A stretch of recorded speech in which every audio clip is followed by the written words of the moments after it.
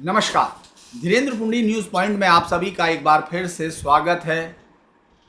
कई बार आप राजनेताओं के बयानों से, मंच पर दिए गए भाषणों से, संसद में उनके संबोधन से, कई सारी चीज़ों से सरकार की नीति समझने की कोशिश करते हैं और कई बार ये समझ में आता है, कई बार आप उलझते हैं। जैसे अक्सर इस देश में वैसे तो अगर हम लोग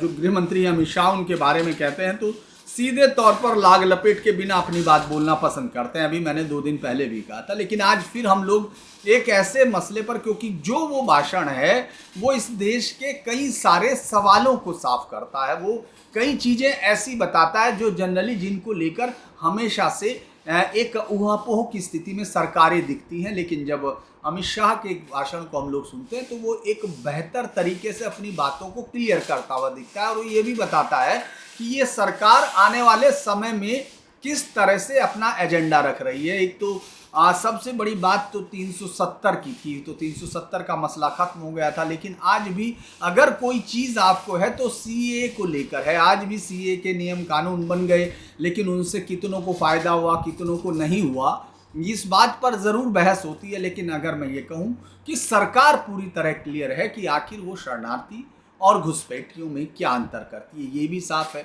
सबसे बड़ी बात ये है कि क्या बांग्लादेश, पाकिस्तान या ऐसे ही काबुल में अब नहीं है, काबुल में बहुत दिन से पहले ख़त्म हो चुके, जो हिंदू थे वहाँ से निकल के भाग चुके, या कन्वर्जन हो चुका, वहाँ कोई बचा नहीं है। यानी हिंदू होना ही वहाँ हिंदू एक ऐसा शब्द है जो मुझे लगता है कि अब एलियन वर्ड होगा। तो जब कोई गृह मंत्री देश का ये साफ कहता है कि जितना इस देश पर, इस देश के हिंदुओं का हक है, उतना ही पाकिस्तान और बांग्लादेश के हिंदुओं का हक है, ये कहता है, तो ये क्लैरिटी बहुत मायने रखती है। कम से कम वहाँ जो जीनोसाइड चल रहे हैं, जिस तरह से वहाँ हिंदुओं के साथ एक नरसंहार की स्थिति बांग्लादेश में है और एक नरसंहार के पूर्ण होने की स्थिति पाकिस्तान में, तो वहाँ ये बात, बहुत सारी चीज़ें क्लियर होती हैं। अक्सर एक बात मुझे याद आती है, जब अमित शाह एक बार पत्रकार सीधा उनसे सवाल कर रहे थे, उस सवाल में उनसे कहा गया, तो उन्होंने एक बहुत ही हल्का सा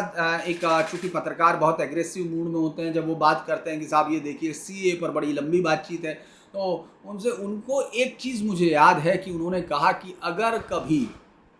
अमेरिका में 20 से 30 साल बाद या 50 साल बाद ऐसा शासन आता है, देखिए ये बात कितनी है कि महज 3-4 साल में ही ये बात क्लियर हो गई। अक्सर अमित शाह बहुत ही कम पत्रकारों के साथ सहज होते हैं, ज़्यादातर वो जो जिन बीजेपी पार्टी कवर करते हैं उन पत्रकारों के साथ ज़्यादा उनकी सहजता होती है, लेकिन बाकी जो उनकी मिनिस्ट्री कवर कर रहे हैं, मुझे लगता है कि उनके साथ इस तरह से सहज होने का मौका कम मिलता है। लेकिन उसमें भी एक सीधा सवाल था कि अगर कल को कभी ऐसा होता है कि अमेरिका में रह रहे जिन लोगों के पास वहाँ की नागरिकता भी है, उनको कभी ये कर दिया जाए कि उनको वहाँ से भगाया जाए, या उनको एक इलीगल तरीके से मान के उनके साथ ये तमाम, वहाँ की सरकार कोई ऐसी आती है जो ये तमाम चीज़ें क्लियर करती है कि साहब अब जो है आप यहाँ नहीं रह सकते, तो वो लोग कहाँ जाएंगे? तो जवाब एक नैसर्गिक सी बात है कि वो हिंदुस्तान आएंगे, जवाब था। तो यही बात दुनिया भर के हिंदुओं की है, क्योंकि ये सनातन की लैंड है। क्योंकि उनसे पूछा गया भाई क्यों आएंगे, क्योंकि वो यहाँ से गए थे। तो इसी तरह से दुनिया में हिंदू जो है वो यहीं से जाता है। सनातन की जो मूल धरती है वो भारत है, और भारत से गए हुए या तमाम हिस्सों में जिनको वक्त के साथ जो बट गए हिस्से हैं, वहाँ अगर वो लोग रह रहे हैं तो भी इस ज़मीन का हिस्सा हैं, इस सनातन का हिस्सा हैं। ये क्लैरिटी अगर आप एक भाषण में मैं सुन रहा था तो मुझे लगता है कि ये बात गूंज उनके एक हालिया संबोधन में जब वो ये कहते हैं कि तमाम हिंदुओं का, चाहे वो पाकिस्तान के हों या हिंदुस्तान के हों, उनका यही देश है, उनके लिए उतना ही हक है जितना यहाँ के लोगों का है। तो ये बहुत सारी चीज़ों को क्लैरिटी में बताता है। जो लोग इस देश में भाषाई विवाद देकर या ऊपर नीचे रीजनल या तमाम जो जातीय आधार पर बंटवारे की बात करते हैं, उनको ये क्लैरिटी देते हैं अमित शाह कि भाई ये देश जो है हिंदुओं के लिए हमेशा से है और उन्हीं का देश है। इसमें कोई भी बाहर, जो सीए का मसला है उसको भी क्लियर किया कि शरणार्थी और घुसपैठिए में अंतर होता है। घुसपैठिए वो लोग होते हैं जो यहाँ के देश के आर्थिक संसाधन को खाने के लिए या दूसरे किसी कारणों से या वैसे आते हैं, उन लोगों का वहां के अपने यहाँ के प्रोसिक्यूशन से कोई लेना देना नहीं, जैसा कि हिंदुओं के साथ हो रहा है। यानी हिंदुओं को जिस तरह से उन देशों में, पाकिस्तान और बांग्लादेश में जिस तरह प्रोसिक्यूट किया जा रहा है, उनको प्रताड़ित किया जा रहा है, खत्म किया जा रहा है और उनके विश्वासों के आधार पर उनकी जिंदगी या आस्थाओं को खंडित करके जीने पर मजबूर किया जा रहा है। तो अगर वो लोग यहाँ आते हैं तो ये उनका नैसर्गिक लैंड है। ये क्लैरिटी रखते हुए अमित शाह जब ये बोलते हैं तो वो बहुत सारी चीज उन्होंने कहा कि एसआईआर आज से नहीं हो रहा, ये मतदाताओं की शुद्धिकरण के लिए है और हमेशा है। उन्होंने इशारा किया सुप्रीम कोर्ट को भी कि ये तो इसमें किसी की बाधा नहीं होनी चाहिए। हालांकि बिहार में जो है वो सुप्रीम कोर्ट के निर्देशन में ही है, क्योंकि बात उनकी इसलिए इस बात को मौजू कहा जा सकता है क्योंकि आज की डेट में जो बिहार में हो रहा है, हर एक बात पर सुप्रीम कोर्ट में बहस हो रही है, हर एक बात पर सुप्रीम कोर्ट पहुंचा जा रहा है, हर एक बात में सुप्रीम कोर्ट डायरेक्शंस दे रहा है और उसी के डायरेक्शंस के चलते चल रहा है। तो उन्होंने कहा कि अभी तो ये हो रहा है और आखिर ऐसा क्यों है कि तमाम जगह पर जो बॉर्डर्स टाउन है उनकी भी क्लैरिटी मैं इसलिए कह रहा हूं कि ये सरकार किस तरह से बंगाल या बिहार या इस तरह के राज्यों की जो पोजीशन है उसको लेकर कैसे अंतर करती है, ये भी ज़रूरत है। क्योंकि कई बार आप सवाल उठा सकते हैं, सरकार की पॉलिसीज़ को देखते हैं, लेकिन जब ये लगता है कि सरकार का एक एजेंडा किस तरह से दिखता है तो वो इसी तरह की भाषणों से हम लोगों को क्लियर होता है। जैसे उन्होंने एक बहुत साफ कहे कि इतने दिन हो गए आज तक किसी भी पटवारी ने, यानी बंगाल के उन हिस्सों में जहां लगातार प्रेशर बना हुआ है, घुसपैठिए हैं, हर बार निकाले भी जाते हैं, पकड़े भी जा रहे हैं, अब कुछ जो जिनको केंद्र सरकार पकड़ रही है, बीएसएफ पकड़ रही है, लेकिन आज तक सरकार के किसी भी संगठन, खासतौर से पटवारी की ये पहली जिम्मेदारी होती है कि उसको मालूम है उस गांव में क्या बसा हुआ है, क्या है बसासत क्या है, वो उसके बावजूद उन्होंने कहा कि आज तक किसी भी पटवारी ने, आज तक बंगाल सरकार को कहा कि किसी भी पटवारी ने एक भी घुसपैठिए के खिलाफ शिकायत दर्ज क्यों नहीं कराई। उन्होंने कहा कि कलेक्टर के ऑफिस में सभी घुसपैठियों का आधार कार्ड बनाया जाता है क्योंकि एक जो योजनाबद्ध तरीके से इस घुसपैठ को अंजाम दिया जा रहा है, कार्यान्वित किया जा रहा है। उनका कहना यह है कि कोई भी अवैध रूप से अगर इस देश में घुसेगा तो हमारा तो कर्तव्य है, हम उसको रोकेंगे, क्योंकि ये देश एक धर्मशाला नहीं है, ये एक देश है। ये बात सुप्रीम कोर्ट की आवाज में भी प्रतिध्वनित होती है। यानी अपनी जो चीज कोर्ट में क्लियर है वही चीज देश के गृह मंत्री साफ कहते हैं कि अगर कोई ये समझता है कि वो यहाँ आ जाएगा, और बहुत क्लियर उदाहरण देते हैं कि गुजरात है, राजस्थान है, सीमावर्ती राज्य है, दोनों सीमावर्ती राज्य हैं और दोनों की बहुत लंबी लंबी सीमा है, बल्कि उसकी समुद्री सीमा तो बहुत ही लंबी है, गुजरात की पाकिस्तान के साथ जुड़ी हुई, लेकिन वहां घुसपैठ की समस्या उस तरह नहीं है। घुसपैठ का केंद्र बंगाल है। क्यों? क्योंकि राजस्थान और गुजरात में घुसपैठियों के वोटों के तुष्टीकरण का कोई बहुत बड़ा आपको वहां कारण नहीं दिखता है। जो तुष्टीकरण है, बंगाल में एक ऐसी सरकार है जो ये मानती है, इससे पहले कम्युनिस्ट पार्टी की सरकार थी और उससे पहले कांग्रेस भी इसी तरह से घुसपैठियों के वोटों को सत्ता में बने रहने के लिए एक हथियार की तरह पर इस्तेमाल कर रही थी। उन्होंने कई सारे उदाहरण भी दिए। उन्होंने कहा कि अगर उनको लगता है कि भाई वो सरकार को कहा, उन्होंने विपक्ष को, यदि मतलब उन्होंने कहा कई क्षेत्रों में घुसपैठ है, उन्होंने कहा कि कई क्षेत्रों में 11%, 15%, 20%, वो 30% घुसपैठिए मिले हैं। जब वो चुनाव की बात कर रहे थे उसमें कह रहे हैं तो वो घुसपैठिए राष्ट्र हित को देखकर ध्यान में वोट करेंगे, ये कौन कह सकता है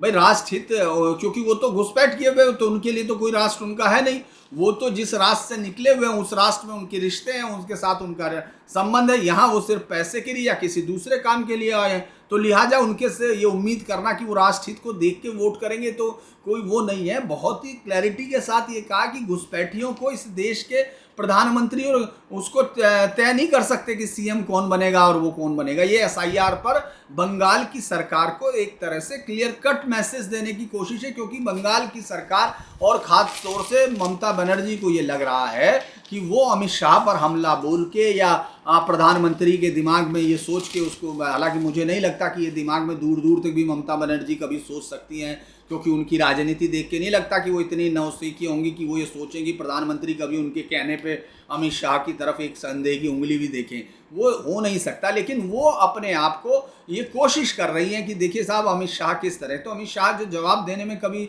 वो चूकते नहीं है। तो उन्होंने साफ तौर पे कहा है कि भाई इस देश का मुख्यमंत्री तो वही, और देश का प्रधानमंत्री तो इस देश की जनता तय करेगी ना। और वो कैसे होता है, वो तब होगा जब एसआईआर से साफ एक साथ जो शुद्धिकरण है वो जारी रहेगा, उसमें कोई भी नहीं है मतदाता। उससे उन्होंने बाकायदा 3 वो इसमें कहा है कि हम लोग क्या कर रहे हैं, सरकार जो है 3 तरह की घुसपैठियों के खिलाफ एक पॉलिसी चला रही है, डिटेक्ट, डिलीट एंड डिपोर्ट। उन्होंने कहा ये 3D हमारे हैं, पहले घुसपैठियों की पहचान की जाएगी, फिर मतदाता सूची से डिलीट किया जाएगा, अंततः उसे उसके देश भेज दिया जाएगा। इसमें किसी तरह का संशय नहीं होना चाहिए। दरअसल ये देश कितने खतरे में घिरा हुआ है, ये बात बार बार बताई जाती है, राष्ट्र को बार बार बताई जाती है, लेकिन राष्ट्र की राजनीति में जाति का हस्तक्षेप या फिर वोट बैंक की जो राजनीति है, तुष्टीकरण का जिस तरह से केंद्रीयकरण यहाँ हुआ है राजनेताओं के द्वारा, उसमें ये बात जैसे लोगों के कानों से उतर जाती है। बहुत ही क्लियर कट उदाहरण दिया कि किस तरह से 2001 से 2011 में, मतलब महज 10 सालों में असम में की जनगणना में मुस्लिम आबादी 29.6% बढ़ी है। बंगाल के कई जिलों में मुस्लिम आबादी 40% पार कर गई। कई जो सीमावर्ती जिले हैं जो 70% आबादी हो गई। इसका नेचुरल ग्रोथ नहीं है ये, यानी ये इस देश के जो रहने वाले मुस्लिम्स हैं या उनकी जो आबादी के बढ़ने की जनगणना वो जो दर है उससे इसका कोई मैच नहीं है। ये तो अनपेक्षित रूप से बढ़ती जा रही है और इसका एक ही कारण हो सकता है कि वो घुसपैठ है। तो वो लगातार इस बात की तरफ, एक दो नहीं, सरकारों ने सबने कहा है। और उन्होंने कहा कि भाई सुप्रीम कोर्ट कुछ भी गए, विपक्ष इसके लिए जुलूस निकाल रहा, जबकि सुप्रीम कोर्ट खुद ही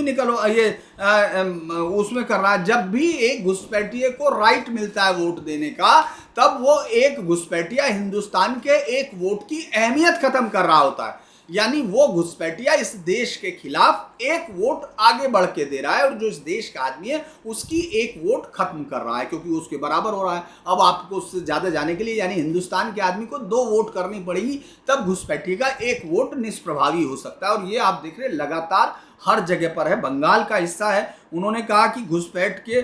जो लोग ये आरोप लगाते हैं कि बीएसएफ है, और खासतौर से ममता बनर्जी, आपने देखा होगा, ओवैसी भी साफ तौर पर कहते हैं कि बीएसएफ है, इनकी सेवा है, तो क्या हो रहा है, काहे को होता है, क्या होता है। तो उसका जवाब दिया कि साहब प्राकृतिक चुनौतियों के कारण पूरी तरह से बांग्लादेश की सीमा को सील नहीं किया जाता, लेकिन घुसपैठ करने के बाद पहली बार कोई घुसपैठिया किसी गांव में ही तो जाएगा। वो कहां जाएगा, पहले किसी गांव में जाएगा, और गांव का जो सिस्टम है, गांव का जो तंत्र है, वो उस पर कोई रिएक्ट क्यों नहीं करता, क्योंकि उसको मालूम है सरकार उसके साथ है। वो ये बात जो बहुत ही क्लियर बात है, बहुत सारा ये आलोचनाएं लगातार होती रही केंद्र सरकार की, और सब पत्रकार भी सवाल उठाते हैं कि भाई आखिर ये कैसे हो रहा है। लेकिन ये बात सही है कि इतनी बड़ी सीमा को, जिसका नेचुरल कहीं तो ऐसी जो लंबी जहाँ नाले हैं, नदी हैं, जहाँ जिस तरह की है, उनके अंदर हालांकि अलग अलग चीज़ें अब कर रही हैं सरकारें, इंफ्रारेड और तमाम चीज़ों का इस्तेमाल कर रहे हैं, बहुत सारी लेज़र टेक्निक्स का इस्तेमाल किया जा रहा, लेकिन फिर भी